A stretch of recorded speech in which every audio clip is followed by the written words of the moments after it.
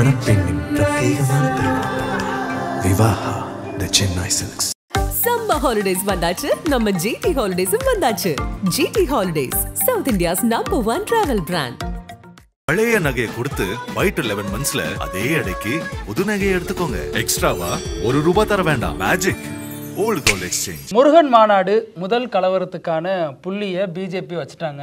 திண்டுக்கல்ல அதற்கான ஆரம்பகட்ட வேலைகள்லாம் தொடங்கிடுச்சு அப்படின்னு தகவல்கள் சொல்லப்படுது. அது மட்டும் இல்லாமல் பிஜேபி நிர்வாகி ஒருத்தரோட மண்டையே உடஞ்சிருக்கு, அவர் பேரே பாலமுருகன், இதிலிருந்து எல்லாம் தொடங்குதுங்கிற வகையில் அச்சத்துக்குரிய நிறைய விஷயங்கள் சமூக வலைத்தளங்களில் விவாதிக்கப்படுது. அது நாளைக்கு இந்த மாநாடு நடக்க போது அதில் நிறைய மாற்றங்கள் வெளியாயிருக்கு. குறிப்பாக ரஜினிகாந்த் கலந்துப்பாருன்னு சொல்லப்பட்டுச்சு. அது மாதிரி இப்போ ஊபி முதல்வர் யோகி ஆதித்யநாத் கலந்துப்பாருன்னு சொல்லப்பட்ட நேரத்தில் அவங்க 2 பேரும் கலந்துக்கலன்னு நிறைய விஷயங்கள் சொல்லப்படுது. ரஜினி கலந்துக்காததுக்கான காரணங்களும் சொல்லப்படுது. அதனுடைய பின்னணி என்ன அப்படிங்கிறது குறித்து விரிவாக பேசுவோம். அதே மாதிரி இந்த சமீபத்தில் ஒரு கடத்தல் சம்பவம் நடந்துச்சு இல்லையா, ஒரு சிறுவனை கடத்திட்டாங்கன்னு கேவி குப்பம் எம்எல்ஏ ஜெகன்மூர்த்தியிலிருந்து ஏடிஜிபி வரைக்கும் பலரும் ஒரு சர்ச்சையில் சிக்கினாங்க. இதில் புது தகவலாக என்ன சொல்லப்படுதுன்னா, ஒரு திமுகவினுடைய ஒரு முக்கிய அமைச்சர் வந்து அவரோட தலையதில் உருளுது. அவர் யாரு, அவர் என்ன சொல்றாரு அப்படிங்கிறது குறித்து விரிவாக பார்த்துருவோம். அதே மாதிரி அமெரிக்க அதிபர் ட்ரம்ப், இந்திய பிரதமர் மோடி, இவங்க 2 பேருக்கு இடையிலான நட்பு அதெல்லாம் தாண்டி இப்போ ஒரு மகாபிரபுக்காக தான் நான் வந்து ட்ரம்ப்பை பார்க்கல அப்படின்னு பிரதமரே சொல்லியிருக்காரு. அவர் யார் அந்த மகாபிரபு, அதனுடைய பின்னணி என்ன அப்படிங்கிறதெல்லாம் குறித்து விரிவாக பேசிடுவோம். Welcome to sensation.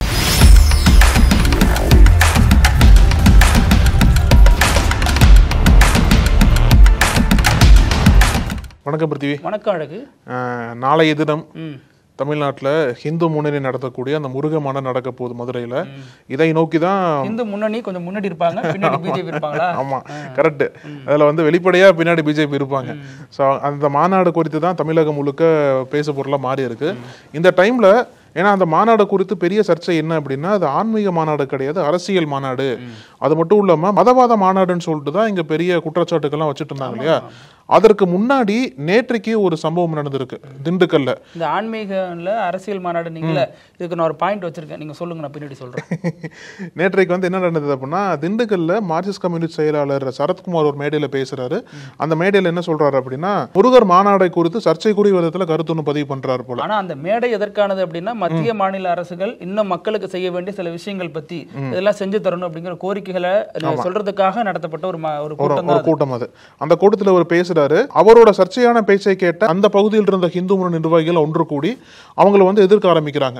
அந்த எதிர்ப்பு ஒரு கட்டத்தில் வந்து தள்ளு முள்ளா மாறுது, கை கலப்பாக மாறுது. கடைசியில் அதில் போலீஸ்கார் நடுவில் வந்து 2 பேரையும் சமாதானப்படுத்த பார்க்குறாங்க. அங்கே ஒரு பெரிய கை கலப்பு மாறுது. இந்த ஒரு தள்ளு முள்ளில் தான் பாஜக நிர்வாகி பாலமுருகனோட மண்டை வந்து உடைக்கப்பட்டதுன்னு சொல்றாங்களா. ஆனா தகவல் என்னன்னா, நம்ம விசாரிச்ச வரைக்கும் இது வந்து வெளிப்படையா சொல்லப்படுறது. உண்மையான பிரச்சனை என்னங்கன்னா, அங்க சம்பவம் நடக்குது, அவர் பேசுறாரு, பேசும்பொழுது எல்லாரும் மாதிரி முருகன் மாநாடு அவர் விமர்சிக்கிறாரு. அந்த விமர்சிக்கும் பொழுது இந்த தகவல் வந்து இந்து முன்னணி சேர்ந்த சிலருக்கு போயிடுது. அதை அடுத்து இந்து முன்னணி சேர்ந்தவங்களும் பிஜேபி சேர்ந்தவங்களும் வந்து பண்றாங்க. போலீஸ்காரங்க வராங்க, 2 தரப்பிலும் தள்ளு முள்ளு வாக்குவாதம் நடக்குது. 2 பேரும் பிரிச்சு விட்டுறாங்க. இந்த சம்பவத்துல 2 பேருக்கு லைட்டா தான் அடிபட்டு இருக்கு. அடிபட்டதுனால திண்டுக்கல்ல இருக்கக்கூடிய மெடிக்கல் காலேஜ் ஜிஹெச் அங்க அழைச்சிட்டு போறாங்க. அங்க அழைச்சிட்டு போறப்பதான் 2 தரப்பு, கம்யூனிஸ்டை சேர்ந்த சரத்குமார், அந்த சைடு பிஜேபி இந்து முன்னணி சேர்ந்த வினோத், இவங்க 2 பேர் தரப்புலையும் மருத்துவமனையில் 2 பேர் அட்மிட் ஆயிருக்காங்க. அப்ப 2 பேரையும் பாக்குறதுக்கு 2 கட்சி சார்ந்த நபர்களும் வராங்க. வரும்பொழுது மருத்துவக் கல்லூரிக்கு வெளியில தான் அந்த அடிதடி நடக்குது. அப்பதான் பிஜேபியினுடைய பாலமுருகன் மண்டை உடைப்படுது. இதில் என்ன சொல்கிறாங்க அப்படின்னா, இதுதான் ஒரு தொடக்கமாக எடுத்துக்கலாமா அப்படின்ற கேள்வி எழுந்திருக்குன்னா, இதில் பாஜக எதிர்பார்த்ததே வந்து ஏதோ ஒரு வகையில் பாஜக மட்டும் இல்லாமல் ஹிந்துத்துவ அமைப்புகள்லாம் திருப்பரங்குன்றம் கோயிலை சுற்றி ஏதோ ஒரு வகையில் ஒரு கலவரத்தை தூண்டும் எதுவும் பேசிக்கிட்டே இருக்காங்க. மீண்டும் மீண்டும் என்ன சொல்கிறாங்க அப்படின்னா, அந்த முருகர் மலையை வந்து சிக்கந்தர் மலையை மாற்றுறதுக்கு முயற்சி பண்ணிட்டு இருக்காங்கன்னு சொல்லிட்டு பல குற்றச்சாட்டுகளை இல்லாத விஷயத்தை வந்து தொடர்ந்து பெருசாக பேசிட்டு இருக்கிறது மூலிமா ஏதோ ஒரு வகையில் இங்கே ஒரு கலவரம் வந்துடுறதா அப்படின்ற நோக்கத்தோட ஹிந்துத்துவ அமைப்புகள் செயல்படுறதா தெளிவாக தெரியுது இல்லையா.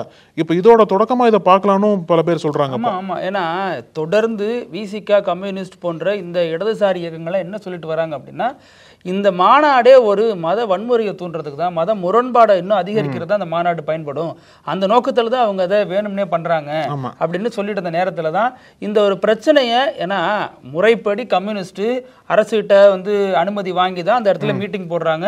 மீட்டிங் போடும் பொழுது ஒரு அரசியல் கட்சி தங்களுக்கு எதிரான சித்தாந்தங்கள் கொண்டவங்க செய்யக்கூடிய விஷயங்களை விமர்சிக்க தான் செய்வாங்க.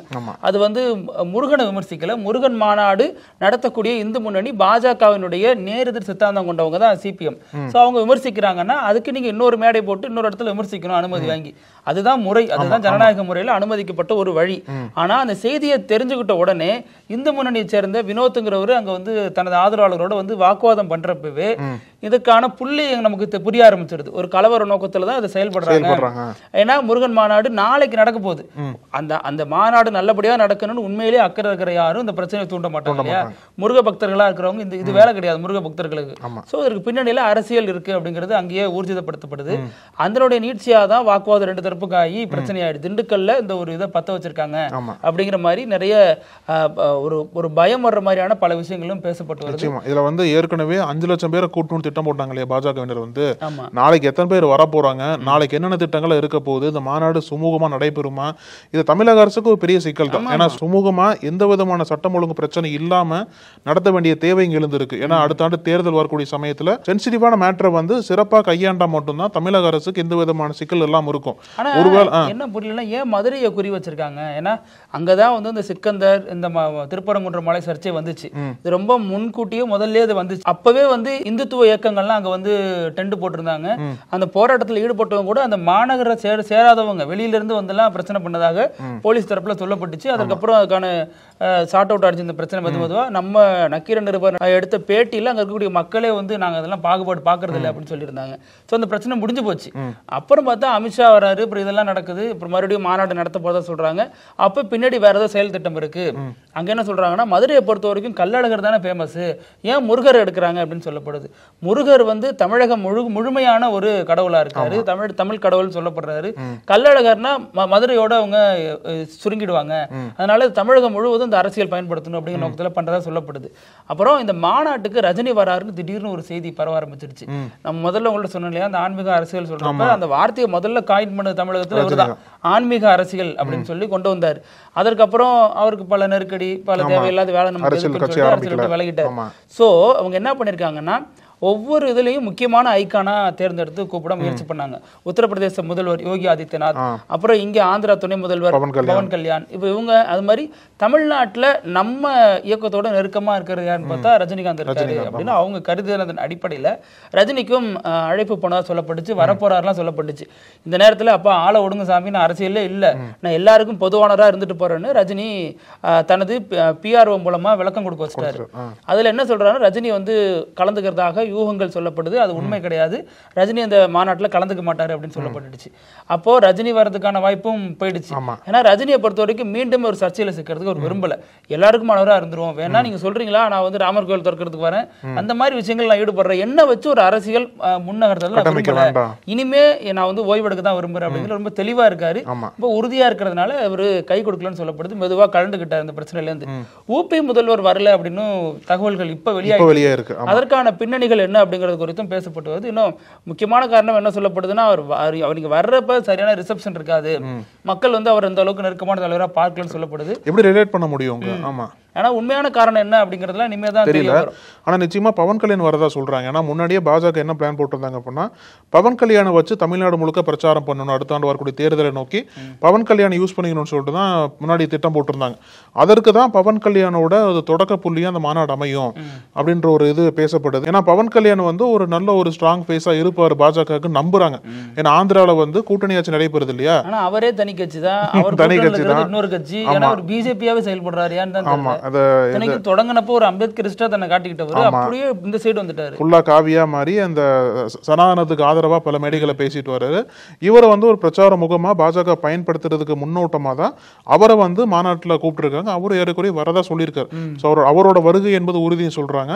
அவர் வந்ததுக்கு அப்புறம் என்ன பேச போறார், எப்படி வந்து அந்த அரசியல் பாதையை மாற்றி அமைக்க போறார் அப்படின்றத பார்க்கணும். இதுல குறிப்பா இன்னொரு விஷயம் என்ன அப்படின்னா, இது எதுக்காக மத அரசியலா பாஜக பண்றாங்க அப்படின்னு கேட்கும்போது, பாஜக பண்றதே எல்லா பக்கம் மத அரசியல் தானே அப்படின்ற பதில் தான் எல்லாரும் சொல்றாங்க. குறிப்பா நார்த் இந்தியாவில் பேசணும் அப்படின்னா ராமர், அப்புறம் இங்க வந்து முருகர்.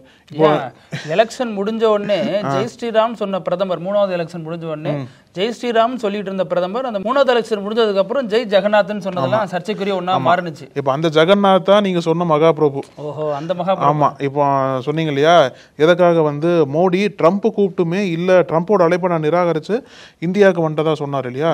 எதற்காக ட்ரம்ப் அழைப்பை நிராகரித்து மோடி இந்தியாவுக்கு வந்தார் அப்படின்னா அவர் ஒரு காரணம் சொல்றாரு. நான் அதுக்கு முன்னாடி இந்த முருகர் மாநாட்டுல கொஞ்சம் விஷயம் இருக்கு, அது மட்டும் சொல்லிடுறேன். ஏன்னா இந்த முருகர் மாநாட்டை பொறுத்த வரைக்கும் தமிழ்நாட்டுக்கு ஒன்றும் புதுசு இல்லை அப்படின்னு சொல்றாங்க. ஏன்னா தொடக்க காலத்துல இப்ப சில செய்திகள்லாம் எப்படி வருதுன்னா, தொடக்க காலத்துல பசுமன் முத்துராமலிங்க தேவர் தான் முதல் முறையா முருகரை கையில் எடுத்து அரசியல் மேடையிலையும் பேசினாரு. அதனாலதான் அவர் தேசியமும் தெய்வீகமும் இரு கண்கள் அப்படிலாம் சொல்லிட்டு இருந்தாருன்னு சொல்லப்பட்டுச்சு இல்லையா? அதற்கடுத்து 80கள் காலகட்டத்தில் எம்ஜிஆர் ஆட்சி நடந்துட்டு இருக்கப்ப திருச்செந்தூர் வைரவேல் காணா போனுச்சு இல்லையா? அதை ஒட்டி பெரிய அளவுல அரசியல் நடந்துச்சு. அப்போ எதிர்க்கட்சி தலைவரா இருந்த கலைஞர் வந்து ரொம்ப விகரசா அதை அரசியல் பண்ணாரு. பெரிய ஒரு சுற்றுப்பயணம் போனாரு, மக்கள் மத்தியில நீதி கேட்டார். ஏன்னா அப்போதைக்கு இருந்த சுப்பிரமணியம் அப்படின்னு அந்த கோவில்ல இருக்கக்கூடிய ஒரு நபர் வந்து தூக்கிட்டு தற்கொலை பண்றதா சொல்லப்பட்டுச்சு. அதுக்கப்புறம் அது கொலைங்கிற மாதிரிலாம் சொல்லப்பட்டுச்சு. இந்த ஒரு சர்ச்சைனால இது வந்து திருச்செந்தூர் முருகனை சுத்தி இந்த ஒரு அரசியல் நடந்துச்சு. அதற்கடுத்து பார்த்தா அப்புறம் சீமான் வந்து முருகர் கையில் எடுத்தாரு, வேல் அரசியல் பண்ணாரு. அதற்கடுத்து பாஜகவினுடைய எல்முருகன் எடுத்தாங்க. இதுல எல்லாருக்குமே ஒரு பாயிண்ட் ஆஃப் வியூ இல்ல, திமுகவுமே வந்து தமிழக அரசுமே வந்து பழனியில பண்ணாங்கல்ல, முருகர் பழனியில பண்ணாங்க. அதுக்கு முன்னாடி எலெக்ஷன்ல மு.க. ஸ்டாலின் வந்து வேலை பிடிச்சு நின்னாரு. சோ முருகர் அரசியல்ங்கிறது இங்க புதுசு கிடையாது. ஆனா முருகரை மையப்படுத்தி அந்த முக்கியமான அரசியல் பண்ண எல்லாருமே ஒரு கட்டத்துல தனிப்பட்ட முறையில எழுச்சி அடைஞ்சிருக்காங்கன்னு சொல்ல முடியுது. அது மாதிரி வீழ்ச்சி அடைஞ்சிருக்காங்கன்னு சொல்லப்படுது. எப்படி வந்து இப்ப கலைஞர் பண்ணாலுமே அடுத்த வந்து திருப்பரங்குன்ற தேர்தலில் ஏடிஎம்கே ஜெயிச்சாங்க. அதுக்கு அடுத்த எலெக்ஷன்லயும் ஏடிஎம்கே தான் ஜெயிச்சாங்க ஜெனரல் எலெக்ஷன்ல. சோ அதற்கப்புறம் பார்த்தோம் அப்படின்னா சீமான் வந்து பெரிய அளவுல சோபிக்கல, இருந்தாலும் அவரோட ஓட் பர்சன்டேஜ் கொஞ்சம் உயர்ந்துச்சு. அதற்கடுத்து எல்முருகன் வந்து அதுக்கப்புறம் பிஜேபி கொஞ்சம் ஒரு சில இடங்கள்ல ஜெயிச்சுன்னா அதுக்கு இது காரணம்னு சொல்லப்பட்டுச்சு. ஸோ இதெல்லாமே வந்து ஒரு பெரிய விஷயமா பேசப்படுது. அந்த முருகன் மாநாடுங்கிறது ஆதியோட தொடர்பு இருக்கு, தமிழக அரசியல் முழுக்க அது பரவிதான் இருக்கு. ஆனா அது வந்து முருகரை காப்பாத்தணுங்கிற நோக்கத்துல பண்றவங்க தான் பிரச்சனை. முருகரோட பக்தர்களால எந்த பிரச்சனையும் கிடையாது. அவர் அரசியல்ல பயன்படுத்தாதீங்க அப்படிங்கறதுதான் முருகனுடைய உண்மையான பக்தர்களுடைய கோரிக்கையா இருக்கு. இப்போ அந்த மகாபிரபு சொன்னோம் இல்லையா, ஆமா, இப்போ மோடி வந்து பீகார்ல பிரச்சாரத்தை ஆரம்பிச்சிட்டாரு. அதுக்கு முன்னாடி ஒடிசாவுக்கு போறாரு. ஒடிசால போயிட்டு என்ன பேசுறாரு அப்படின்னா, என்ன வந்து கனடால இருந்து இந்தியாவுக்கு வர வழியில நீங்க அமெரிக்காவுக்கு வாங்கன்னு சொல்லிட்டு ட்ரம்ப் என்ன கூப்பிட்டாரு. ஆனா அந்த அழைப்பை வந்து நான் நிராகரிச்சு மகாபிரபுவோட புனிதமான இடத்துக்கு நான் வரணும்னு சொல்லிட்டு தான் இங்க வந்திருக்கேன் அப்படின்ற மாதிரி ஒரு சொல்றாரு. இதுலயும் எதிர்கட்சிக்கு என்ன கேட்கறாங்க அப்படின்னா, இதுல ஒரு மத அரசியல் தான் கலந்துருக்கு. எதுக்காக நீங்க ஒடிசா மக்களுக்காக வரணும்னு சொல்ல, நீங்க ஒடிசா மக்களுக்காக நான் வரேன்னு சொல்லல. இப்ப என்ன ஒடிசால கூட்டம் அப்படின்னா, 22 வருஷமா அந்த நவீன் பட்நாயக் தூக்கி போட்டு உங்களை இப்ப எதற்காக அந்த ஒடிசால கூட்டம் அப்படின்னா, ஒடிசால பாஜக ஆட்சிக்கு வந்து ஓராண்டு முடிஞ்சிச்சு. அதை கொண்டாடுற விதமா தான் ஒடிசால கூட்டம் போட்டிருக்காங்க. அந்த கூட்டத்துக்கு வர்றதுக்காக தான் மோடி வந்து ட்ரம்போட அழைப்பை புறக்கணிச்சு இங்க வந்ததா சொல்றாரு.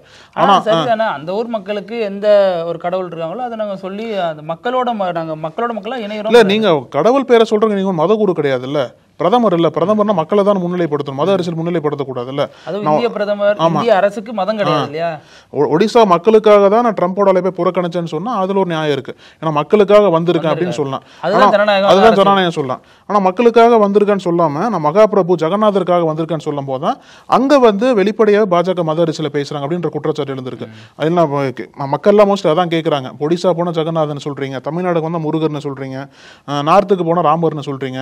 இப்படி எல்லா பக்கம் கடவுளை யூஸ் பண்ணி எதுக்காக பாஜக இன்னும் மத பிரச்சாரம் பண்ணிருக்காங்க? அது அவங்களோட கொள்கைன்னு வச்சுக்கலாம், பிரச்சனை இல்லை. ஆனா அதையும் தாண்டி மக்கள் அரசியல் ஒண்ணு இருக்குல்ல, அதையும் பார்த்தாகணும்ல. ஆனா அதை கடைசி வரைக்கும் பார்க்க மாட்டாங்க அப்படின்ற ஒரு கருத்து தான் மக்கள் மத்தியில பாஜக மீது எழுதிருக்குன்னு சொல்லுவாங்க. இந்த ஆபரேஷன் சிந்தூர் நடக்கிறப்ப பிரதமர் வந்து பீகார்ல போய் எலெக்ஷன் பண்ணது, எலெக்ஷன் இது பண்றாரு, கம்பெயின் பண்றாருன்னு அது ஒரு சர்ச்சையாச்சு. அது மாதிரி இப்ப போகிற இடமெல்லாம் இவரா பேசுறாரா இல்ல ஒரு பேசுறதெல்லாம் சர்ச்சையாகுதாங்கிறதும் தெரியாத மாதிரி தான் இருக்கு. பீகார்லயும் பிரச்சாரம் பண்ண ஆரம்பிச்சிட்டாங்க. பீகார்ல என்ன சொல்லியிருக்காரு அப்படின்னா, பிரதமர் மோடி வந்து அங்க இருக்கக்கூடிய எதிர்கட்சி இருக்காங்க இல்லையா, காங்கிரஸும் ராஷ்டிரிய ஜனதா தளம் கூட்டணி வந்து இங்க இருக்கக்கூடிய வளங்களை திருடுறதுக்காக இந்த லாலு பிரசாத் யாதவும் காங்கிரஸ் கூட்டணியும் திட்டம் போட்டு இருக்காங்கன்னு சொல்லிட்டு ஒரு பிரச்சாரத்தை முன்னின்று பண்ணாரு. அது மட்டும் இல்லாம அவங்க எல்லாம் தொடர்ந்து அம்பேத்கரை இழிவுபடுத்துறாங்க. நான் வந்து அம்பேத்கரை நெஞ்சிலேயே வச்சிருக்கேன், அம்பேத்கர் செயல்பட்டு இருக்கேன் அப்படின்ற ஒரு பல கருத்துக்களை முன் வச்சுட்டு இன்னொன்னு என்ன சொல்றாரு அப்படின்னா, நான் இப்போ சமீபத்தில் கனடா போயிருந்தேன். அங்கெல்லாம் பல நாட்டு தலைவர்களை சந்திக்கும் போது இந்தியாவோட முன்னேற்றத்தை பத்தி ரொம்ப பெருசா பேசுறாங்க. இன்னும் நிறைய முன்னேறி செய்ய வேண்டியது இருக்கு. தலைவர்கள்ட்ட எந்த மொழியில பேசினாரு? இங்கிலீஷ்ல பேசலாம், டிரான்ஸ்லேட் வச்சிருக்கலாம். ஆமா, இங்கிலீஷ் ரொம்ப அவமானகரமான ஒண்ணா சொல்லிட்டு இருக்காங்களே, அதுக்காக சொல்லிட்டு இருக்காங்க. அது அமித்ஷாட்ட சொன்னாரான்னு தெரியல. இப்ப இந்த பிரச்சாரத்தை பத்தி பேசும்போது இன்னும் இந்தியாவுக்கு வந்து பெரிய முன்னேற்றம் தேவைப்படுது. அந்த முன்னேற்றத்துக்கான பெரும் பங்கு வந்து நிச்சயம் பீகார்ல இருக்கும் அப்படின்ற மாதிரி தேர்தல் வாக்குறுதியை கொடுக்க ஆரம்பிச்சிருக்காரு. ஏன்னா வரக்கூடிய இந்த அக்டோபர் நவம்பர் காலத்துல பீகாருக்கு தேர்தல் வரப்போகுது இல்லையா? அதனால அந்த தேர்தலையொட்டி தேர்தல் பிரச்சாரத்தை பிரதமர் மோடி வந்து கொஞ்சம் வீரியமா பண்ணிட்டு இருக்காரு பீகார்ல. வரக்கூடிய நாட்கள்ல வந்து காங்கிரஸ் கூட்டணியும் அதோட பிரச்சாரத்தை ஆரம்பிக்கும்னு சொல்றாங்க. அது மாதிரி ஒரு சின்ன விஷயம் சொல்லிடுறேன். இப்ப தமிழ்நாட்டில் இருக்கக்கூடிய திமுக கூட்டணியில ஒவ்வொரு நாளைக்கும் ஒரு பிரச்சனைங்க. நம்ம டெய்லியும் பேசிட்டு இருக்கோம். இப்ப இடையில வந்து காங்கிரஸ் 25 சீட்டு கேட்டாங்க இல்லையா? இப்போ விசிக வன்னி அரசு 50 தொகுதியில இருந்து போட்டிக்கிட்டா எங்களுக்கு தேவலாம் அப்படின்னு சொல்லிட்டு தனது விருப்பத்தை வெளிப்படுத்திருக்காரு. அதே மாதிரி மதிமுக என்டிஏல சேர போது மறுபடியும் ஒரு இதை வெளியாகிட்டே இருக்கு. அது சம்பந்தமா மறுபடியும் மதிமுக துரை வைக்கோ விளக்கம் கொடுத்திருக்காரு. அதெல்லாம் இல்ல, நாங்க அது மாதிரி என்னைக்கும் வியாபார அரசியல் ஈடுபட மாட்டோம், நாங்க திமுக கூட்டணியில தொடர்கிறோம் அப்படின்னு சொல்லியிருக்காரு. ஆனாலும் அரசியலை பொறுத்தவரைக்கும் ஏன் இந்த கேள்விகள் தொடர்ந்து எழுப்பப்பட்டே வருதுன்னா, கடைசி நிமிடம் வரைக்கும் நிச்சயிக்கப்படாத ஒண்ணுதான் அரசியல்ங்கிறது. கடைசி நேரத்துல கூட கூட்டணி மாறின காட்சிகள் அப்படிலாம் நம்ம பார்த்திருக்கோம். ஆமா, அதனாலதான் அந்த தொடர்ந்து எழுப்பப்படுது. அவங்களும் விளக்கம் கொடுத்துக்கிட்டே இருக்காங்க. ஆனா அந்த ஒரு கேள்வி எழுது அப்படின்றதுக்காகவே திமுக வந்து அசால்ட்டா கடந்து போயிட முடியாது இல்லையா? ஏன்னா எல்லா கட்சிகளும் ஒரு ஆப்ஷன் இருக்கு. இப்ப திரும்ப வந்து அதிமுகல சேர்றதுக்கு தயார் அப்படின்ற கருத்து எல்லாம் சொன்னதா சொல்றாங்க. பிஜேபி இல்லாம இருந்தா சேர்றது, பிஜேபியும் பாமகவும் இல்ல அப்படின்னு அதிமுக வந்துருன்னு சொல்றாருல.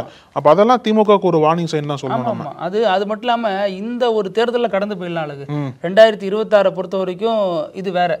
ஆனா அதே 2031 தேர்தலை பொறுத்த வரைக்கும் நிச்சயமா அதிகாரத்துல பங்கு அப்படிங்கிறது முக்கியமான ஒரு இடத்தை பிடிக்கும். ரெண்டு கட்சியில யார் அதிகாரத்துல பங்கு தராங்களோ அதுலதான் வந்து கூட்டணி கட்சிகள் சேர்றதுக்கான வாய்ப்பு அதிகம். அதற்கான நெரேட்டிவ் தான் இப்ப செட் ஆயிட்டு இருக்குது. அதுக்காக தான் மக்கள் வந்து அந்த ஒரு அரசியல் தான் இங்க உருவாயிட்டு இருக்கு. இப்ப விஜய் அதை தரங்கிறாரு, அதிமுக சம்பந்தமா பேசுது. இப்பதான் பேச ஆரம்பிச்சிருக்காங்க. காங்கிரஸ் கட்சி கேக்குறாங்க, விசிக கேட்க ஆரம்பிச்சிருக்காங்க. தொடர்ந்து இது வந்து தமிழக அரசியல முக்கிய இடம் வகிக்குது. கண்டிப்பா 2031 தேர்தலில் இது நடக்கும் அப்படிங்கறத நம்ம சொல்ல முடியாது. 31க்கு முன்னாடி 24 கூட நடக்கலாம் வாய்ப்பு. ஏன்னா அந்த மாதிரி டீலிங் பேஸ் அக்ரிமெண்ட் கொடுத்துட்டாங்கன்னு வச்சுக்கோங்க, திமுக அலையன்ஸ் கூட சொல்லி விசிக கூட தரலாம். ஸ்டாலின் எல்லாத்தையும் முன்னாடியே செய்யணும்னு ஆசைப்படுறாரு, முற்போக்கா சில விஷயங்கள் பண்ணணும்னு ஆசைப்படுறாரு. அதனுடைய நீட்சியா இதை பண்ணாருன்னா அது வரலாற்றுல மிக முக்கியமான ஒரு இடம் பிடிக்கும். ஏன்னா சிறிய கட்சிகள்ங்கிற அடிப்படையில் அவங்களுக்கு ஒரு உரிமை வேணும். அந்த அந்த ஒரு மக்கள் இருக்காங்க இல்லையா, அந்த ஒரு கட்சியை சார்ந்த சில மக்கள் இருப்பாங்க. கட்சி அந்த வந்து ஒரு விளிம்புநிலை சமூகமா இருக்கும், சில கட்சி ஒரு சமூக அடிப்படையில் இயங்கும். சோ அவங்க எல்லாருக்கும் ஒரு பிரதிநிதித்துவம் கொடுக்கணும். அந்த அடிப்படையில் அது அதிகாரத்தில் பங்குங்கிறது முக்கியமான ஒண்ணு அப்படிங்கறத பார்க்க முடியும். தமிழ்நாட்டில் நடந்த ஒரு மிக முக்கியமான சம்பவம் வந்து பல கோணங்கள்ல பல கேள்விகள் எழுப்பிட்டே இருக்கு. கேவி குப்பம் எம்எல்ஏ இருக்கார் இல்லையா, ஜெகன்மூர்த்தி, அவர் சம்பந்தப்பட்ட ஒரு வழக்கு தான். அவர் வந்து ஒரு சிறுவனை கடத்தினதா அவர் மீது வழக்கு பதியப்பட்டது இல்லையா. அந்த கடத்தல் சம்பவத்தில் ஏடிஜிபி ஜெயராமுக்கும் அதில் சம்மந்தம் இருக்குன்னு சொல்லிட்டு அந்த விவகாரம் வந்து நீதிமன்றம் வரைக்கும் போயிட்டு ஏடிஜிபி ஜெயராம் மீது கடுமையான உத்தரவுகள்லாம் பிறப்பிக்கப்பட்டது. இப்போ அந்த ஒரு வழக்குல திமுக அமைச்சர் மூர்த்தியும் கிசுகிசுக்கப்படுறார். இது எங்க கொண்டு போய் முடியும்னு தெரியல. ஆக்சுவலா பொதுவா மூர்த்திங்கிறதுனால பல சர்ச்சைகள் அவர் சுத்தி இருக்கும். மார்க்சிஸ்ட் சேர்ந்த எம்பி வெங்கடேசனுக்கும் இவருக்குமான பிரச்சனையை பிரசித்தி பெற்றது. பல இடங்கள்ல ரெண்டு பேரும் ஓப்பனாவே டிபேட்ல பேசிக்கிட்டாங்க. டிபேட்டுங்கிறது இவர் ஒரு மேடையில பேசுவார், அவர் ஒரு மேடையில பேசுவார். ரெண்டு பேரும் விமர்சிச்சுக்கிட்டாங்க. அரசு சரியில்லைங்கிற வகையில இந்தியா கூட்டணியில் இருக்கிற ரெண்டு கட்சியும் அந்த பிரச்சனையில சிக்கிடுச்சு. ஸோ இப்போ மூர்த்தி வந்து அப்புறம் உள்ள அரசியலையும் பேசப்பட்டார். இப்போ அழகிரியை போய் முதல்வர் சந்திச்சப்ப அந்த இதுல வந்து இவர் இல்ல, என்ன அழகிரி உள்ள வரதுல விருப்பம் இல்லைங்கிற மாதிரி நிறைய விஷயங்கள் பேசப்பட்டுச்சு. மதுரையிலேயே வந்து பிடிஆரா மூர்த்தி அப்படின்ற ஒரு லாபி போயிட்டு இருக்கு. அந்த ரெண்டு இருதுருவ அரசியல் நடந்துட்டு இருக்கு. இப்போ இந்த மாதிரி நேரத்துல தான் மதுரையில் இருக்கக்கூடிய அமைச்சர் மூர்த்தி பத்தி இன்னொரு விஷயமும் பேசப்பட்டுச்சு. ஒரு ஊடகங்கள்ல செய்தி வெளியானுச்சு. என்னன்னா இந்த மாதிரி மூர்த்தி வந்து இந்த கடத்தல் விவகாரத்துல அவரு சம்பந்தப்பட்டிருக்காரு. இங்க இருக்கக்கூடிய திருவள்ளூர் எஸ்பிக்கு அவர் கால் பண்ணியிருந்தாரு. யார் மூலமா அப்படின்னா, இங்க அங்க தேனியில இருக்காரு இல்லையா நம்ம ஓபிஎஸ் முன்னாள் முதல்வர், அவருக்கும் அந்த பெண்ணுடைய தந்தை வனராஜாவுக்கும் ஒரு பழக்கம் இருக்கு. அந்த பழக்கத்தின் மூலமா ஓபிஎஸ் நெருங்கிய நண்பர்ங்கிற முறையில மூர்த்திக்கு இந்த தகவல் சொல்லப்பட்டுச்சு. மூர்த்தி இங்க இருக்க எஸ்பிக்கு சொல்லி தான் அது அடுத்த கடத்துக்கு போயிருக்குன்னு ஒரு செய்திகள்லாம் வெளியானுச்சு. இப்போ அதற்கு மூர்த்தி விளக்கம் கொடுத்திருக்காரு. அவரு சொல்லுறாருன்னா, எனக்கு இந்த விஷயத்துக்கு சம்பந்தமே இல்லைங்க, இதுக்கு எனக்கு தொடர்பே கிடையாது, இந்த எஸ்பிக்கு எல்லாம் நான் போன் பண்ணவே இல்லை அப்படின்னு சொல்லிட்டு இது ஒரு தப்பான தகவல்ங்கிற அடிப்படையில் அவரே விளக்கம் கொடுத்திருக்காரு. இது வந்து ஒரு முக்கிய விஷயமா பார்க்கப்பட்டுச்சு. ஏன்னா மூர்த்தி இதுல பேர் கிசுகிசுக்கப்பட்ட உடனே எதிர்கட்சிகள்லாம் அலர்ட் ஆயிட்டாங்க. அப்ப அடுத்த ஒரு இது கிடைச்சிடுச்சு, அடுத்து ஒரு வச்சு செய்வர் முடிவு பண்ணிட்டாங்க. அதுக்குள்ள அவரே அதுக்கு ஆஃப் பண்ணி வச்சுட்டாரு. என்ன இருந்தாலும் உண்மையா இருந்துச்சுன்னா அது நீங்க என்ன போட்டு அடைச்சாலும் இது பண்ண முடியாது. பொய்யா இருந்துச்சுன்னா எவ்வளவு நீங்க ஊதி பெருசாக்குனாலும் அது புஷ்ன்னு தான் போகும். என்ன நடக்கும் அப்படிங்கறத அடுத்து வர நாட்கள்ல பார்க்கலாம். இன்னொரு பக்கம் அமெரிக்க அதிபர் ட்ரம்ப் வந்து புலம்பிட்டு இருக்காரு. என்னங்க அவரால் தாங்க உலகமே புலம்பிட்டு இருக்கு.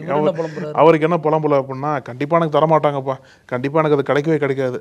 எது சொல்றாரு அப்படின்னா, அமைதிக்கான நோபல் பரிசு.